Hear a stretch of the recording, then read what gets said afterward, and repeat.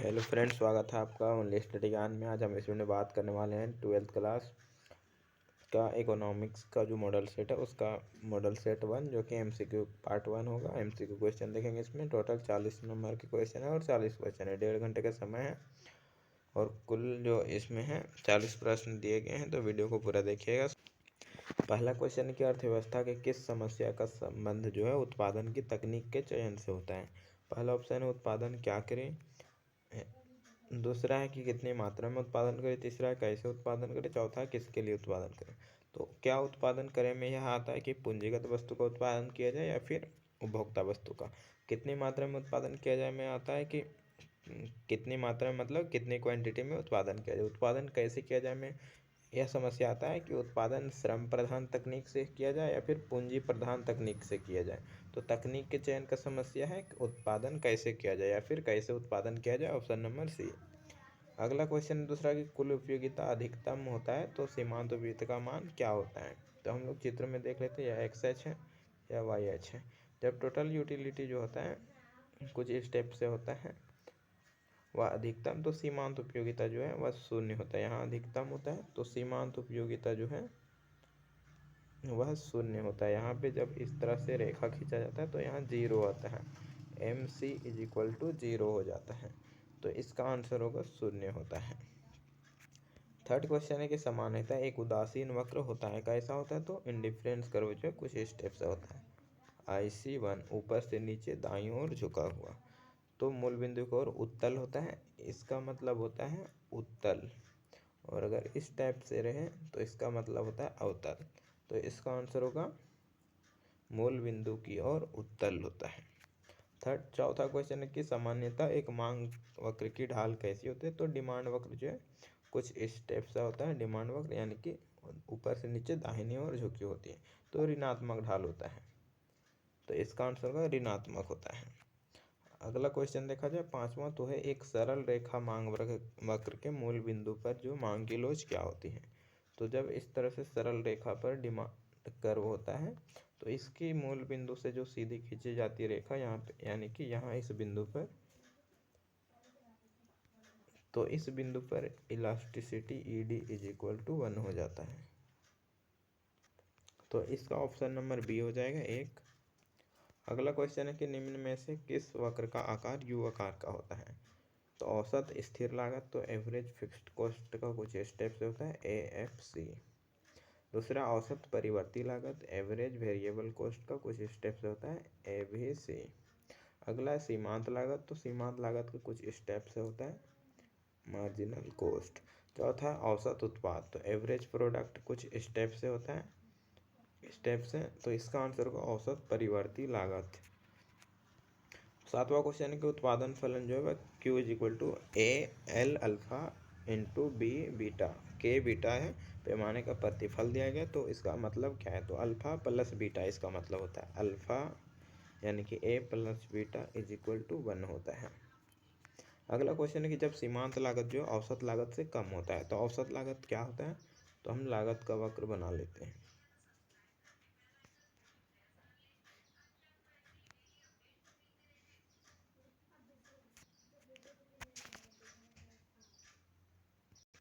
तो यहाँ देख सकते हैं चित्र बन चुका है, यह AC वक्र है और यह MC वक्र है।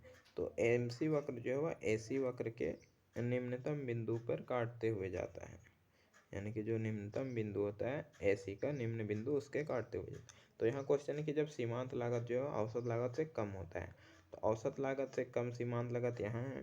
तो औसत लागत क्या होता है, जो है घटते जाता है, यानी कि घटता है। यहाँ देख सकते हैं यह AC था या MC था, तो जब MC कम है तो औसत लागत घट रहा है, जब MC ज़्यादा हो जाता है तो औसत लागत बढ़ रहा होता है। तो कुछ इस तरह से है। नौवां क्वेश्चन है कि उत्पादन की मात्रा में परिवर्तन करने पर जो किस लागत में परिवर्तन नहीं होता है। तो जो इसमें औसत स्थिर लागत, औसत परिवर्तनशील, कुल स्थिर लागत और सीमांत लागत। तो इसका आंसर होगा टोटल कॉस्ट। जो इस तरह से TFC बनता है, या कितना भी उत्पादन किया जाए टोटल कॉस्ट बढ़ेगा यहाँ से कुछ स्टेप से, और वेरिएबल कॉस्ट यहाँ से बढ़ेगा, TVC और यह TC। तो TFC हमेशा स्थिर रहेगा जो कि एक्स अक्ष के समांतर रहता है। तो इसका आंसर होगा औसत औसत जो है कुल स्थिर लागत होगा इसका आंसर। अगला क्वेश्चन है कि निम्नलिखित में से किस बाजार में एक फर्म कीमत स्वीकारक होता है। तो पूर्ण प्रतियोगिता में कीमत स्वीकारक होता है। इसका कीमत रेखा कुछ इस टाइप से होता है। Price is equal to demand is equal to AR is equal to MR, सभी बराबर होते हैं जो एक्स अक्ष के समांतर होते हैं। अगला कि एक पूर्ण प्रतियोगी फर्म के लिए संतुलन के लिए निम्न में से कौन सा विकल्प सही है। तो marginal cost is equal to marginal revenue होता है, MR is equal to MC। तो इसका पहला कंडीशन सही है। 12 नंबर क्वेश्चन है कि निम्नलिखित में से पूर्ति की लॉज का माप क्या होता है इसमें। तो यहाँ से अगर रहेगा तो 1 होगा, यहाँ रहेगा तो 0, तो यहाँ बीच में यानी कि 1 से कम है। तो इसका आंसर B नंबर होगा, 1 से कम है। अगला, एकमुश्त कर लगाने से किसी वस्तु की पूर्ति पर क्या प्रभाव पड़ता है। तो पूर्ति में जो कर लगाने से पूर्ति क्या हो जाता है, यानी कि बढ़ जाता है और मांग घट जाता है। अगला क्वेश्चन है कि अन्य बातें समान रहने पर किसी वस्तु की मांग में वृद्धि होने पर बाजार संतुलन पर क्या प्रभाव पड़ता है। तो सबसे पहले हम एक रेखा बना लेते हैं। यह हमारा है सप्लाई कर्व, यह हमारा है डिमांड कर्व। अब देखते हैं इसमें कंडीशन क्या है। इसमें बताना है कि वस्तु की मांग में वृद्धि हो जाना, यानी कि यहाँ संतुलन बिंदु है E। मांग में वृद्धि हो जाना मतलब क्या है, प्राइस यहाँ था, उसके बाद प्राइस थोड़ा सा घट गया, तो मांग जो है डिमांड यहाँ पे हो गया इतना और सप्लाई इतना है। तो इसका मतलब क्या हुआ कि पूर्ति में कमी हो गया है। तो यहाँ ऑप्शन क्या है, संतुलन कीमत में कमी एवं संतुलन मात्रा में जो है वृद्धि हो गया है।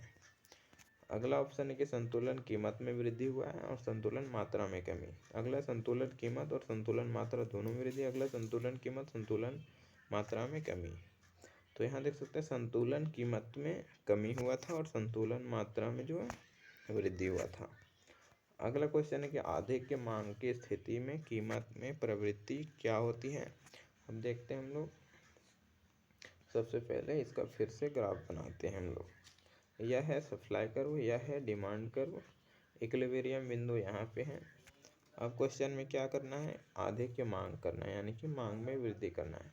तो प्राइस यहाँ से बढ़ घटकर यहाँ आ जाता है, तो मांग यहाँ तक हो जाता है, अधिक मांग और यहाँ पूर्ति होता है। तो इसका मतलब होता है कि कीमत बढ़ेगा, यानी कि कीमत में वृद्धि होती है क्योंकि संतुलन करना है।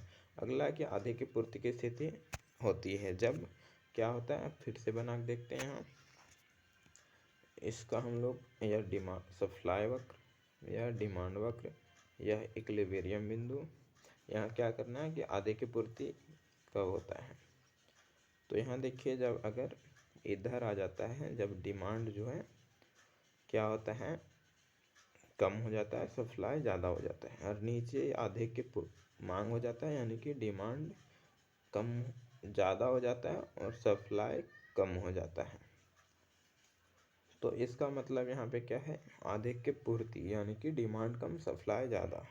तो देखिए कहाँ डिमांड कम सप्लाई ज़्यादा है, तो यहाँ है डिमांड कम सप्लाई ज़्यादा। इसे S ग्रेटर देन D भी लिख सकते हैं। अगला क्वेश्चन है कि अन्य बातें समान रहने पर किसी वस्तु की पूर्ति में कमी होने पर बाजार संतुलन क्या होता है। वस्तु की पूर्ति कम हो जाएगा, यानी कि यह सप्लाई था, यह डिमांड था, पूर्ति को घटा दिया जाना, तो डिमांड में वृद्धि हो जाएगा। संतुलन कीमत में कमी और संतुलन मात्रा में वृद्धि।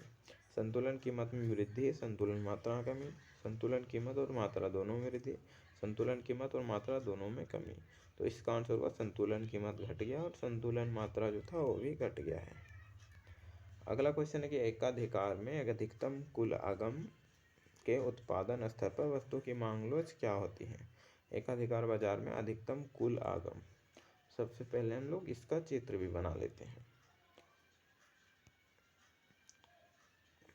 हम लोग एकाधिकार का TR MR बना लेते हैं। यह एकाधिकार का जो होता है वह TR होता है, जो कि मूल बिंदु 0 से जाता है। जहाँ अधिकतम होता है वहाँ से MR निकलते हुए आता है। MR कुछ स्टेप से जाता है MR, तो यहाँ पे 0 होता है और यहाँ TR अधिकतम होता है। तो इसका इलास्टिसिटी जो होता है ED इज इक्वल टू वह 0 हो जाता है।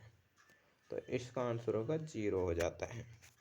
अगला क्वेश्चन है कि द्वैधाधिकार में विक्रेताओं की संख्या कितनी होती है। तो द्वैधाधिकार में 1 से ज़्यादा होते हैं, यानी कि इसका आंसर आप लोग 4 दे सकते हैं। देख लीजिएगा इसे अच्छा से। अगला क्वेश्चन है कि निम्न में से किस बाजार में विविधीकृत वस्तु का उत्पादन होता है? तो इसका आंसर होगा एकाधिकार बाजार में। अगला क्वेश्चन है कि the general theory of employment interest money नामक पुस्तक के लेखक कौन है? तो इसका आंसर हो जाएगा जॉन मेनार्ड केन्स। अगला क्वेश्चन है कि जीडीपी और एनडीपी में क्या संबंध है? तो GDP is equal to NDP minus मूल्यह्रास।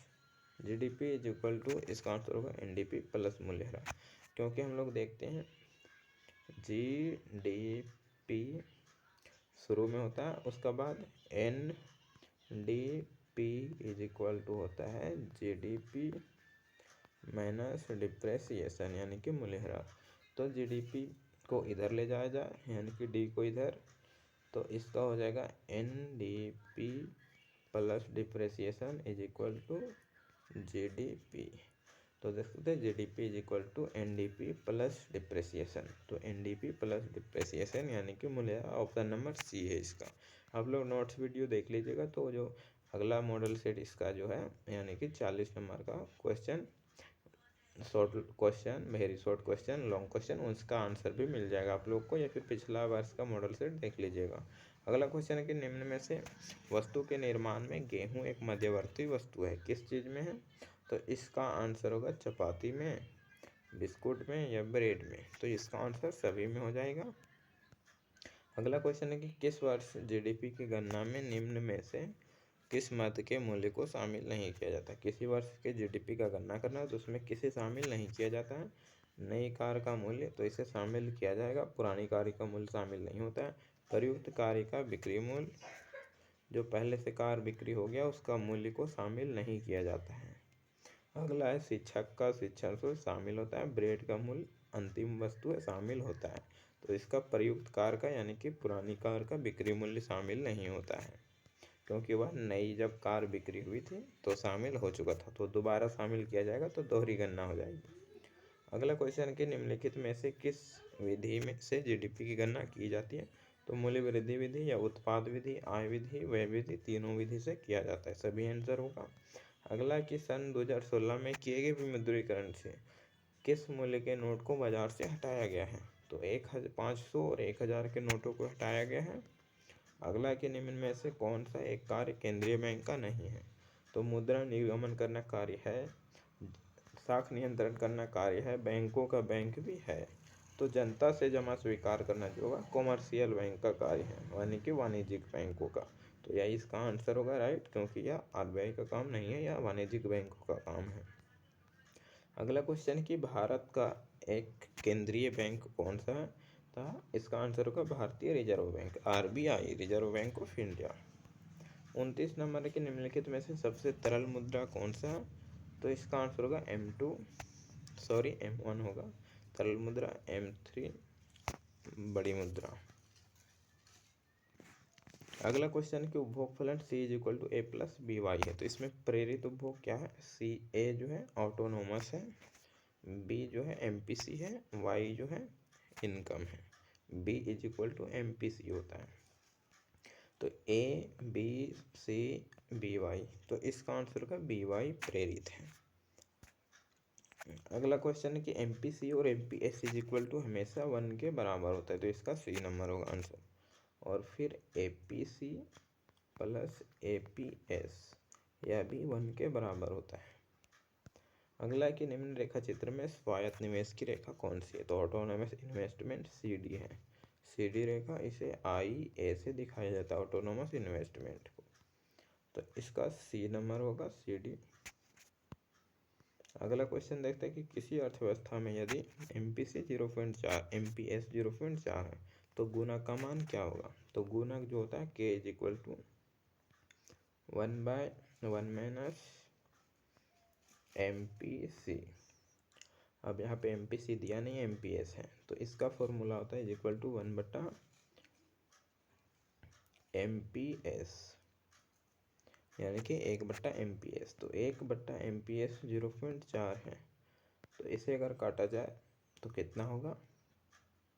आप लोग देख सकते हैं 0.4 से 1 को काटा जाए तो पॉइंट हटाएंगे तो ऊपर 10 हो जाएगा और नीचे 4, यानी कि 10/4। तो इसका 4 दूनी 8, 2.5 होगा, 2.5 आंसर होगा। अगला क्वेश्चन है कि निम्न में से प्रत्यक्ष कर का एक उदाहरण कौन सा नहीं है। तो उपहार कर, संपत्ति कर, आयकर और वस्तु सेवा कर। तो जीएसटी जो होता है वह अप्रत्यक्ष कर होता है, जीएसटी वस्तु एवं सेवा कर। बाकी बात तीनों जो है प्रत्यक्ष कर के उदाहरण है। अगला क्वेश्चन है कि निम्न में से सार्वजनिक वस्तु का एक उदाहरण कौन सा है। तो इसका जो है कार नहीं होगा, सड़क, चॉकलेट, कपड़ा। तो इसका आंसर होगा सड़क सार्वजनिक वस्तु है। नेक्स्ट क्वेश्चन है भारत में जीएसटी कब लागू किया गया है। तो इसका आंसर देख लीजिएगा। अगला है नेक्स्ट क्वेश्चन है कि राजस्व एवं राजस्व प्राप्तियों के अंतर को क्या कहा जाता है। तो आयात निर्यात के अंतर को व्यापार कहा जाता है और राजस्व व्यय राजस्व प्राप्तियों के अंतर को राजकोषीय घाटा कहा जाएगा। अगला क्वेश्चन है कि व्यापार संतुलन क्या है। तो आयात और निर्यात का जो अंतर होता है उसे व्यापार संतुलन कहा जाता है, यानी कि एक्सपोर्ट इम्पोर्ट, यानी कि निर्यात और आयात का अंतर होगा। इसका आंसर राइट आंसर बी होगा, कितना निर्यात किया कितना आयात किया उसके अंतर को। अगला कि यदि कोई भारतीय चीनी जो भारतीय है वो किसी चीनी मोबाइल कंपनी को खरीदता है तो लेन देन को भारत के किस भुगतान संतुलन में जोड़ा जाएगा, यानी कि चालू खाता में या पूंजी खाता में। तो जब खरीदता है तो यानी कि भारत से पैसा गया तो यह क्रेडिट, इसका मतलब हुआ या डेबिट हुआ, यानी कि तो चालू खाता के डेबिट में होगा, यानी कि वो पहला नंबर में। नेक्स्ट क्वेश्चन कि निम्नलिखित में से कौन सा जो है